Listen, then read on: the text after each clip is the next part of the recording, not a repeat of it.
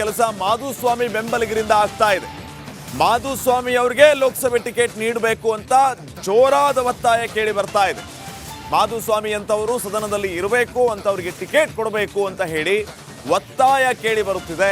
ಆದರೆ ಮತ್ತೊಂದು ಕಡೆ JDS ಮೈತ್ರಿ ಕೂಡ ಇದೆ. ಯಾರಿಗೆ ಟಿಕೆಟ್ ಕೊಡೋದಿಲ್ಲ, ಯಾರಿಗೆ ಸಿಗಬಹುದು, ಯಾವ ರೀತಿಯ ಲೆಕ್ಕಾಚಾರ ಅನ್ನೋದಿಲ್ಲಿ ಪ್ರಶ್ನೆ ಆಗ್ತಾ ಇದೆ. ಸೋಮಣ್ಣ ಅವರು ಸ್ವತಃ ದೇವೇಗೌಡರನ್ನ ಭೇಟಿಯಾಗಿ ಈ ವಿಚಾರದ ಬಗ್ಗೆ ಚರ್ಚೆ ಮಾಡಿದ್ದಾರೆ ಅನ್ನೋದ್ರವಾಗಲೇ ಮಾಧುಸ್ವಾಮಿ ಅವರ ಬೆಂಬಲಿಗರು ಈಗ ಮಾಧುಸ್ವಾಮಿ ಅವರಿಗೆ ಟಿಕೆಟ್ ಕೊಡಬೇಕು, ಇನ್ ಕೇಸ್ ಮಾಧುಸ್ವಾಮಿ ಅವರಿಗೆ ಟಿಕೆಟ್ ತಪ್ಪಿದ್ರೆ ನಾವು ಬೆಂಬಲ ಕೊಡೋದಿಲ್ಲ ಅನ್ನೋಂಥ ಎಚ್ಚರ ರವಾನೆ ಮಾಡಿದ್ದಾರೆ. ಹೀಗಾಗಿ ಯಾವ ರೀತಿಯ ಲೆಕ್ಕಾಚಾರ ಹಾಕ್ತಾರೆ ಕಾದು ನೋಡಬೇಕಾಗಿದೆ. ನಾವು JC ಮಾಧುಸ್ವಾಮಿ ಅವರ ಅಭಿಮಾನಿಗಳು, ನಮ್ದು ಯಾವುದೇ ಪಕ್ಷಕ್ಕಲ್ಲ. JC ಮಾಧುಸ್ವಾಮಿ ಅವರು ಟಿಕೆಟ್ ಕೊಟ್ಟರೆ ಬಿಜೆಪಿಯಿಂದ ಎಲ್ಲ ಒಕ್ಕೂಟದಿಂದ ಕೆಲಸ ಮಾಡೋ ಗೆಲ್ಲಿಸಂಬರ್ತಿಯಿಂದ ಹೇಳೋದೊಂದೇ ಒಂದು ನಮ್ದು ಉದ್ದೇಶ. ನೀವು ಕೇಳ್ತಾ ಇದ್ದಾರೆ ನಮಗೆ, ನೀವು ಇಬ್ರು ಕಾಂಗ್ರೆಸ್ನವರಾಗಿ ಇವ್ರು ಕೇಳ್ತಾ ಇದ್ದಾರೆ ಕಾಂಗ್ರೆಸ್ನವರಾಗಿ ನೀವು ಹೆಂಗ್ ಇದು ಮಾಡ್ತಾ ಇದ್ರ ಅಂತವ.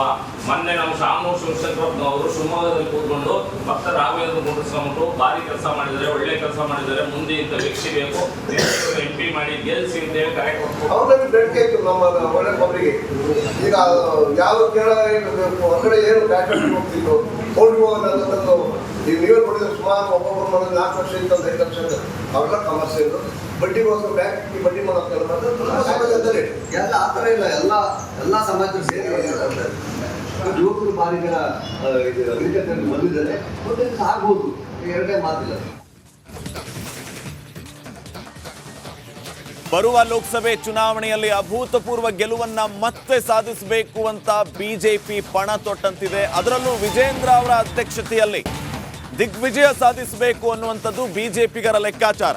ಹೀಗಾಗಿ ಮನೆ ಮನೆಗೆ ಬಿಜೆಪಿ, ಮನಕ್ಕೆ ಮೋದಿ ಅನ್ನುವಂತಹ ಗಾಂವ್ ಚಲೋ ಅಭಿಯಾನಕ್ಕೆ ಬಿಜೆಪಿ ರಾಜ್ಯಾಧ್ಯಕ್ಷ BY ವಿಜೇಂದ್ರ ಚಾಲನೆಯನ್ನ ನೀಡಿದ್ದಾರೆ. ಯಶವಂತಪುರದ ಗೊಲ್ಲಹಳ್ಳಿ ಗ್ರಾಮದಲ್ಲಿ ಚಾಲನೆಯನ್ನ ನೀಡಿರೋದು. ಕಾರ್ಯಕ್ರಮದಲ್ಲಿ ನೂರಾರು ಕಾರ್ಯಕರ್ತರು ಭಾಗಿಯಾಗಿದ್ದಾರೆ. ಮನೆ ಮನೆಗೆ ಮನಗಳಿಗೆ ಬಿಜೆಪಿ ಮತ್ತು ಮೋದಿ ಅವರನ್ನು ತಲುಪಿಸುವ ಕೆಲಸ ಈ ಒಂದು ವಿಶೇಷ ಕಾರ್ಯಕ್ರಮದ ಮೂಲಕ ಆಗ್ಲಿಕ್ಕಿದೆ ಅನ್ನುವಂಥದ್ದು ಬಿಜೆಪಿ ನಾಯಕರ ಅಂಬೋಣ. ಇನ್ನು ಕಾರ್ಯಕರ್ತರು ಕೂಡ ಅಷ್ಟೇ ಹುಮ್ಮಸ್ಸಿನಲ್ಲಿ ಭಾಗಿಯಾಗಿ ಈ ಕಾರ್ಯಕ್ರಮವನ್ನು ಯಶಸ್ವಿಗೊಳಿಸ್ತಾ ಇದ್ದಾರೆ. ಮನೆ ಮನೆಗೆ ಬಿಜೆಪಿ, ಮನಕ್ಕೆ ಮೋದಿ ಅಂತ. ಲೋಕಸಭೆ ಚುನಾವಣೆ ಹತ್ತಿರವಾಗ್ತಾ ಇದ್ದಂತೆ ನಾನಾ ರಣತಂತ್ರಗಳನ್ನು ರೂಪಿಸ್ತಾ ಇರುವಂತಹ ಬಿಜೆಪಿ 28ಕ್ಕೆ 28 ಕ್ಷೇತ್ರಗಳಲ್ಲಿ ಗೆಲುವನ್ನು ಸಾಧಿಸಬೇಕು ಅನ್ನುವಂತಹ ಪಣ ತೊಟ್ಟಿದೆ. ಮೈತ್ರಿ ಅಭ್ಯರ್ಥಿಗಳನ್ನು ಗೆಲ್ಲಿಸಿಕೊಂಡು ಬರಬೇಕು ಅನ್ನುವಂತಹ ಛಲದಿಂದ ಮುಂದೆ ಸಾಗ್ತಾ ಇದೆ. ಕಾಂಗ್ರೆಸ್ ಅನ್ನು ಕಟ್ಟಿ ಹಾಕಬೇಕು ಅನ್ನುವಂತಹ ಹಠದಲ್ಲಿ ನಾನಾ ರೀತಿಯ ಕಸರತ್ತನ್ನು ಬಿಜೆಪಿ ಈಗ ಮಾಡ್ತಾ ಇದೆ. ಅದರಲ್ಲಿ ಮತ್ತೊಂದು ಈ ಗಾಂವ್ ಚಲೋ ಅಭಿಯಾನ. ಅದಕ್ಕೆ ಬಿಜೆಪಿ ರಾಜ್ಯಾಧ್ಯಕ್ಷ BY ವಿಜೇಂದ್ರ ಇವತ್ತು ಯಶವಂತಪುರದ ಗೊಲ್ಲಹಳ್ಳಿ ಗ್ರಾಮದಲ್ಲಿ ಚಾಲನೆಯನ್ನು ನೀಡಿದ್ದಾರೆ. ನೂರಾರು ಕಾರ್ಯಕರ್ತರು ಈ ಕಾರ್ಯಕ್ರಮದಲ್ಲಿ ಭಾಗಿಯಾಗಿದ್ದಾರೆ.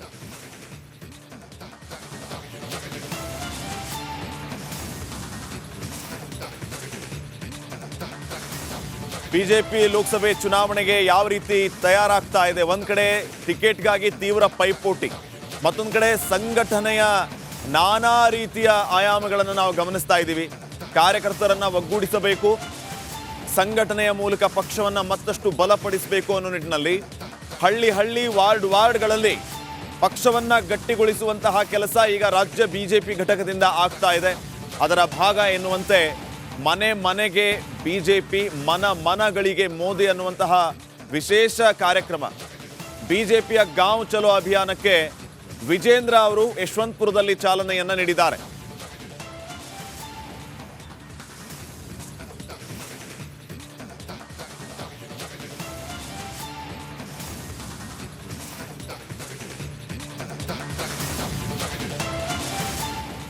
ನೋಡಿ, ಸೋನಿಯಾ ಗಾಂಧಿನ DK ಶಿವಕುಮಾರ್ ಭೇಟಿಯಾಗಿದ್ದಾರೆ ಅನ್ನುವಂಥ ಮಾಹಿತಿ ಸದ್ಯಕ್ಕೆ ಸಿಗ್ತಾ ಇದೆ.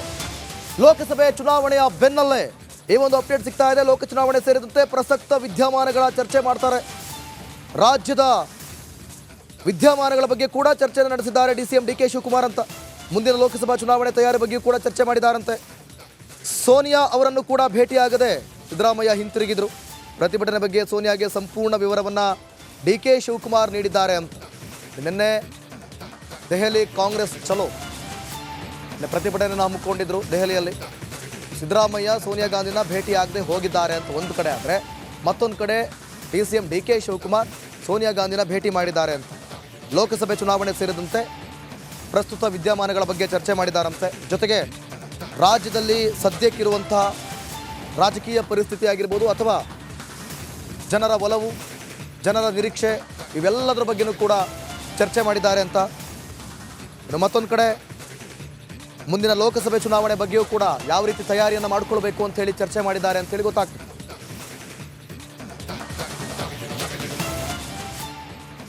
ಒಂದ್ ಕಡೆ ಜಗದೀಶ್ ಶೆಟ್ಟರ್ ಅವರ ಗರ್ ವಾಪಸಿಯಿಂದ ಮಂಕಾದ ಕಾಂಗ್ರೆಸ್ಗೆ ಬಲ ತುಂಬುವುದಕ್ಕೆ ಬಿಜೆಪಿಯ ಮಾಜಿ ಸಚಿವರೊಬ್ಬರು ರೆಡಿ ಆದ್ರ ಅನ್ನುವಂಥ ಪ್ರಶ್ನೆ ಮೂಡ್ತಾ ಇದೆ.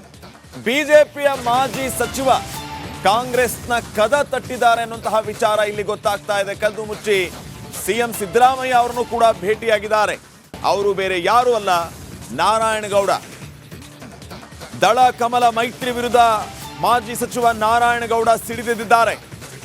ರಿಪಬ್ಲಿಕ್ ಕನ್ನಡದಲ್ಲಿ ನಾರಾಯಣಗೌಡ ನಡೆಯ ಇಂಚಿಂಚು ಮಾಹಿತಿ. ರಹಸ್ಯವಾಗಿ ಮುಖ್ಯಮಂತ್ರಿ ಸಿದ್ದರಾಮಯ್ಯ ಅವರನ್ನ ಬಿಜೆಪಿಯ ನಾಯಕ ಮಾಜಿ ಸಚಿವ ನಾರಾಯಣಗೌಡ ಭೇಟಿಯಾಗಿದ್ದಾರೆ. ಮುಖ್ಯಮಂತ್ರಿ ಸಿದ್ದರಾಮಯ್ಯ ಮತ್ತು ನಾರಾಯಣಗೌಡರ ಭೇಟಿಯ ಎಕ್ಸ್ಕ್ಲೂಸಿವ್ ಫೋಟೋ ನಮಗೆ ಲಭ್ಯವಾಗಿದೆ. ಯಾವ ಕಾರಣಕ್ಕಾಗಿ ಸಿಎಂ ಸಿದ್ದರಾಮಯ್ಯ ಅವರನ್ನ ನಾರಾಯಣಗೌಡ ಭೇಟಿಯಾದರು?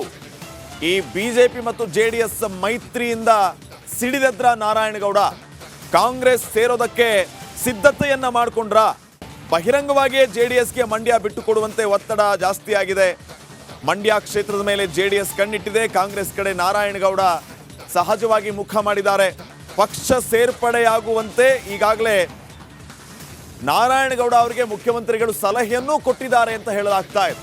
ಹೀಗಾಗಿ ನಾರಾಯಣಗೌಡ ಕಾಂಗ್ರೆಸ್ ಅನ್ನ ಸೇರ್ಪಡೆಯಾಗ್ತಾರ ಅನ್ನೋದೇ ಸದ್ಯಕ್ಕಿನ ಕುತೂಹಲ.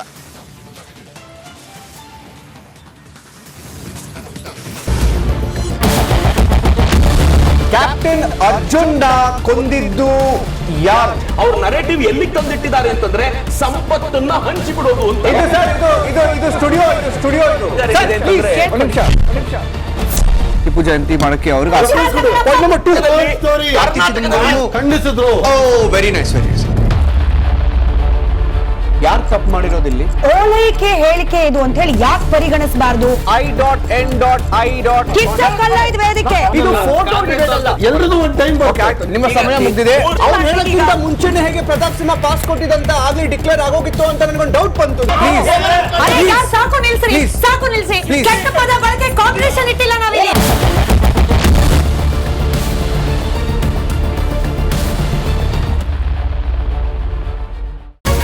ರಿಪಬ್ಲಿಕ್ ವರ್ಲ್ಡ್ ಆಪ್ ಇದು ಕೇವಲ ಅಪ್ಲಿಕೇಶನ್ ಅಲ್ಲ, ಸಮಗ್ರ ಸುದ್ದಿಗಳ ಸಂಪರ್ಕ ಮಾರ್ಗಕ್ಕೆ ಕ್ರಾಂತಿಕಾರಿ ಬದಲಾವಣೆ. ರಿಪಬ್ಲಿಕ್ ವರ್ಲ್ಡ್ ಆಪ್ ಕೇವಲ ಸುದ್ದಿ ಅಪ್ಲಿಕೇಶನ್ ಪರಿಚಯಿಸ್ತಾ ಇಲ್ಲ, ಬದಲಾಗಿ ಡಿಜಿಟಲ್ ಸುದ್ದಿ ಬಳಕೆಯ ಹೊಸ ಯುಗಕ್ಕೆ ನಾಂದಿ ಹಾಡ್ತಾ ಇದೆ. ಇದೊಂದು ಬ್ರೇಕಿಂಗ್ ನ್ಯೂಸ್, ಪ್ರಭಾವಶಾಲಿ ಕಾರ್ಯಕ್ರಮಗಳಿಗೆ ಗಟ್ಟಿಯಾದ ವೇದಿಕೆ. ಇಲ್ಲಿ ಕೇವಲ ತಾಜಾ ಸುದ್ದಿ, ಅದರ ನೇರ ಪ್ರಸಾರ ಮತ್ತು ಚರ್ಚೆಗಳಿಗೆ ಮಾತ್ರ ಅವಕಾಶ. ರಿಪಬ್ಲಿಕ್ ವರ್ಲ್ಡ್ ಆಪ್ ಡೌನ್ಲೋಡ್ ಮಾಡಿಕೊಳ್ಳಿ. ಗೂಗಲ್ ಪ್ಲೇ ಸ್ಟೋರ್ ಮತ್ತು ಆಪಲ್ ಆಪ್ ಸ್ಟೋರ್ನಲ್ಲಿ ಲಭ್ಯವಿದೆ.